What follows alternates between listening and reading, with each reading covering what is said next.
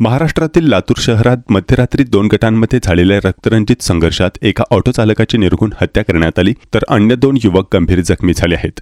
मिळालेल्या माहितीनुसार लातूरमधील कडबा बाजार रिंग रोड परिसरातील एका बारमध्ये क्षुल्लक कारणावरून 2 गटांमध्ये वाद झाला. हा वाद काही वेळातच हिंसक स्वरूप धारण करत हाणामारीत बदलला.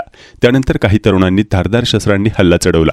या हल्ल्यात 21 वर्षीय ऑटो चालक सोपान बोयणे यांचा जागीच मृत्यू झाला, तर अन्य 2 युवक गंभीर जखमी झाले आहेत. या घटनेनंतर परिसरात तणावाचे वातावरण निर्माण झाले आहे. घटनेनंतर पोलिसांनी तातडीने कारवाई करत 2 आरोपींना ताब्यात घेतले आहे. विवेकानंद चौक पोलीस ठाण्यात हत्येचा गुन्हा दाखल करण्यात आला असून पुढील तपास सुरू आहे. प्राथमिक तपासात ही घटना आपसी वैमनस्य आणि क्षुल्लक वादातून घडल्याचे समोर आले असून पोलीस संपूर्ण प्रकरणाचा सखोल तपास करत आहेत.